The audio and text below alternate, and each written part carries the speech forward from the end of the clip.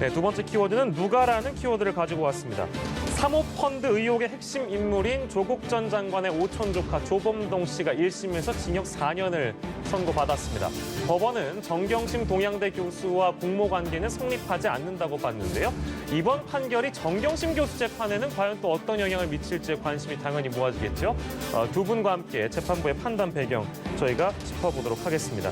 자, 일단은 1심이었습니다. 조범동 씨에 대한 이 판결 내용 일단 정리해 볼 건데 김성수 변호사께서 재판부의 판단 배경을 어떻게 좀 보시는지요? 예, 지금 이 조범동 씨 같은 경우에 혐의가 21가지가 있었는데 예. 한 가지를 제외하고 20가지가 다 유죄 또는 일부 유죄가 나온 상황입니다. 예. 그리고 이와 관련해서 결국 핵심이 됐던 부분 중에 하나가 이 코링크 P 그리고 WFM의 실제 운영권자라든지 예. 그리고 의사결정권자가 누구였느냐 이 부분 관련해서도 굉장히 이슈가 됐던 부분이 결국에는 처음에는 검찰에서 봤던 부분은 이 정경심 교수가 예. 조범동 이 사람을 통해서 이제 우회적으로 투자를 한 것이 아니냐 이런 이야기도 나왔던 부분이고 또 네. 이제 조범동은 익성이라는 곳이 실제 소유주고 자신은 심부름꾼에 불과하다 이런 주장도 했었던 부분이 있었기 때문에 예. 이와 관련해서 결국에 신분이 어떻게 되느냐가 이 전체 혐의에 관한 문제가 생길 수가 있는 부분이었습니다. 예. 그런데 결국에는 유죄가 이렇게 선고가 되고 징역 4년, 벌금 5천만 원의 선고가 되면서 예. 결국에는 법원에서는 실제 최종 의사결정권자 중 한 명이다 이렇게 판단했던 것으로 보입니다. 예.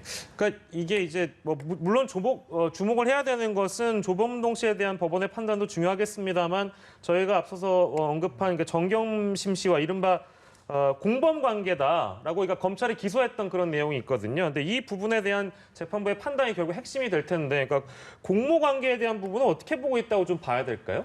일단 넓은 차원에서 예. 조국 전 장관을 고리로 해서 권력이라든지 이런 것들을 통해 투자에 개입을 하고 해서 이익을 챙겼다라고 하는 이 큰 그림, 그러니까 검찰에서 주장했던 그림이 받아들여지지 않았고 충분히 예. 입증되지 않았다라고 볼 수가 있겠고요. 예. 두 번째는 이게 투자를 했고 그 투자에 대해서 이익을 보장받기 위해 횡령을 했다라고 예. 하는 검찰 쪽의 주장이 기각이 된 이유는 거기에 대한 충분한 입증이 없었기도 했고 예. 그리고 결국에 재판부가 중요하게 본 것은 그 기업의 의사결정 과정에 예. 얼마나 관여했느냐 이 부분이라고 볼 수가 있겠습니다. 그래서 이제 한마디로 정리하자면 정경심 교수는 반환에 그러니까 빌려줬다고 하는 돈을 반환받는 데만 관심이 있었고 운용은 몰랐다, 예. 관여하지 않았다. 이것 때문에 이제 대여 이후에 반환받은 것이다라고 예. 하는 주장에 이제 손을 들어준 것이라고 볼 수가 있겠죠. 예. 그리고 여기에 대해서는 이제 이런 얘기는 있을 수 있습니다. 의사결정에 관련한 예. 그것만 따져가지고 이제 예. 대여라고 따지는 것. 예. 이 부분에 이제 자본시장 전문가 일각의 입장에서는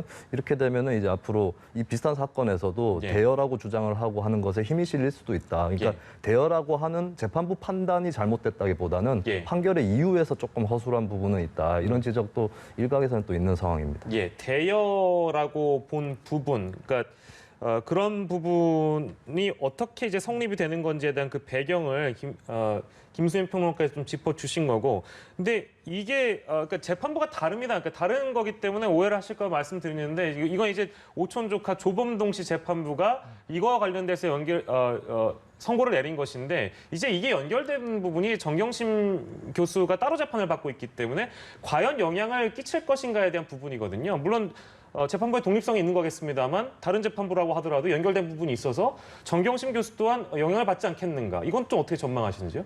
예, 말씀하신 것처럼 이게 재판부가 다르고 사건이 분리돼 있다고 하더라도 관련 사건에서 이제 일부 사실관계가 인정이 됐다면 예. 그 부분을 최대한 존중하는 것이 법원의 태도입니다. 다만 그 새로운 사건에서 관련 사건에서 새로운 증거가 나타나서 명백하게 유죄로 인정될 부분이 나온다든지 아니면 예. 명백하게 무죄로 인정될 부분이 나온다고 한다면은 그때는 달라질 수가 있는 부분이기 때문에 지금 이번 사안 같은 경우에 21개의 혐의 중에 3가지 혐의가 이제 정경심 교수와 연결이 돼 있던 부분이었고 예. 그 부분 중에서 이제 한 가지만 유죄가 나왔습니다. 그리고 이 유죄를 선고하면서도 재판부에서는 굉장히 조심스럽게 제한적이고 잠정적인 결론일 뿐이다. 그러니까 결국에는 관련 사건에서 다시 한번 판단을 받아올 수 있는 사안이다라고 예. 판시를 했기 때문에 현재로서는 이 부분이 유죄가 나왔다고 해서 반드시 유죄가 된다. 또 무죄가 나왔다고 해서 반드시 무죄가 된다라고 단정할 수는 없겠지만 예. 어느 정도의 존중은 있을 것이라고 생각이 됩니다. 그러니까 지금으로선 저희가 지금 정경심 교수의 유무죄의 판단 여부를 지금 저희가 이렇게 판가름 지을 수도 없는 부분이고 오촌 조카인 조범동 씨에 대한 어떤 이 판단을 근거로 어떤 영향을 이제 정경심 교수 재판에 끼칠 것인가에 대한 것을 알아보고 있는 상황인데요. 이것 좀 알아보고 싶긴 한데, 그러니까 익성이라는 회사가 이 사태에는 좀 등장했었잖아요. 근데 익성이라는 회사가 등장하면서 이게 뭐 익성거냐 아니냐라는 판단도 이번 재판부에서 내려지지 않은 것 같고, 그리고 결론적으로는 그러면 조범동 씨는 기업 사냥꾼으로서의 역할을 했는데 뭔가 굉장히 큰 틀에서 권력형 범죄의 하수인으로 본 거는 아닌 거잖아요? 네. 그렇게 정리할 수 있는 겁니까, 그렇다면? 예, 권력형 범죄는 아니라고 재판부는 판단을 한 것이고 예. 기업 사냥꾼이라고 했을 때는 이제 이 WFM이라고 하는 업체가 예, 예. 코링크피 펀드가 인수를 했던 네. 업체죠. 원래 영어 교육 업체였거든요. 예. 근데 이 업체를 인수해가지고 이제 2차 전지 배터리를 생산하는 기업으로 예. 바꿔냈습니다. 근데 이 사건에서 좀 주목이 안 됐던 부분이 하나가 있는데요. 예. 여기 원래 영어 교육 업체이기 때문에 거기에 관련된 관계자들이 종사를 하고 있었잖아요. 예. 근데 대다수가 이 과정에서 구조조정이 됐습니다. 예. 이게 사모펀드가 이런 식으로 이제 노동자의 일자리를 빼앗을 수 있다라고 하는 부분, 예, 이것이 이제 기업 사냥 과정에서 필히 나타나는 예. 그런 해악이라고 볼 수가 있는 거겠고요. 예, 예. 또 그런 과정에서 이제 뭐 전환사채를 담보해가지고 이제 예. 100억 원 대출을 뭐 상상인저축은행이라는 또 다른 요주의 업체가 생겼는데 그쪽으로 대출을 받고 주가를 조작하는 이런 일련의 과정들, 예. 이것은 이제 전형적으로 나타나고 있는 자본시장의 기업 사냥 과정인 것이고 예. 최근에 뭐 라인 펀드라든지 옵티머스 펀드 여러 가지 자본시장 사건들이 이어지고 있는데 예. 조금 비슷한 부분들이 있어요. 아, 복잡하더라고요. 예, 그렇습니다. 근데 복잡하지만 이제 돈을 돌려 막으면서 쉽게 얘기해서 예, 그렇지만은 이제 실질적으로 기업의 어떤 생산적인 과정에는 그렇게 쓰이지 않는 예. 돈이 막 돌고 돌면서 그리고 막 투자를 따내고 하고 또 투자자는 피해를 보고 이런 것들이 좀 이 사건하고 예. 이제 라인 펀드 사건이라고 비슷한 측면들이 굉장히 많이 있거든요. 예. 그래서 이것을 이제 좀 보편적인 문제로 받아들이고 정책적인 대안까지도 도출할 수 있도록 정치권에서도 힘을 모아야 될 것 같습니다. 예, 알겠습니다. 그러니까 크게 세 가지라고 좀 봐야 될 것 같은데, 정경심 교수와 관련된 얘기는 뭐 저희가 이제 나중에 재판이 이루어지게 되면 늘 다루기 때문에 정리한 차원에서 말씀드리면, 뭐 사모펀드라는 부분이 하나가 있었던 것 같고, 그리고 늘 얘기해왔던 그 학업 관련, 그러니까 표창장 관련된 게 하나가 있고, 사모펀드와 뭐 이 표창장 관련해서 또 이어지는 뭐 증거인멸이라는 어떤 틀이 하나 있는 것 같습니다. 근데 이제 오늘 내린 결론만 놓고 보면 지금 정경심 교수는 조범동과의 관계에서는 아까 대여라는 부분도 저희가 충분히 설명해 드렸고요. 그렇기 때문에 증거인멸 교사 혐의, 그러니까 사모펀드와는 전혀 정경심 교수님 관련이 없는데 그렇다면 증거인멸을 할 이유가 뭐가 있는가라는 질문이 충분히 뒤따를 수 있을 것 같아요. 이 부분은 어떻게 좀 보세요?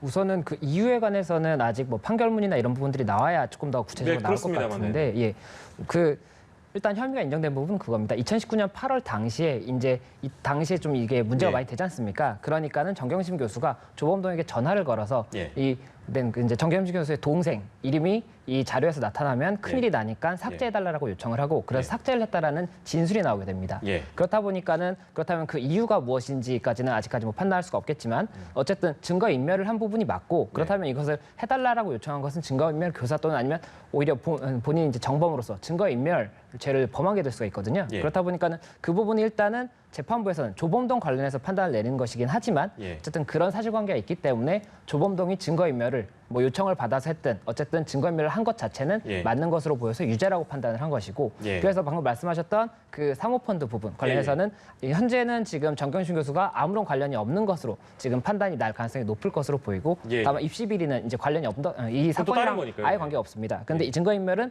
아마 지금 현재 상황만 가지고 본다면은 관련 이제 정경심 교수의 본 사건에서도 예. 어느 정도 유죄로 인정될 가능성이 조금 더 높아진 것이 아닌가 이렇게 생각이 되는 부분입니다. 예, 저희가 오늘 토대로 한 부분은 오촌 조카 조범동 씨의 1심 재판을 근거로 말씀드렸다는 점, 아직 정경심 교수의 재판 내용은 저희가 잡히는 게 없습니다. 그러니까 추정을 한 거니까요. 어디까지 이렇게 들어주시면 될 것 같습니다. 오늘은 두 분의 전문가와 함께했습니다. 김성수 변호사 그리고 김수민 시사평론가와 긴 시간 함께했습니다. 고맙습니다. 고맙습니다.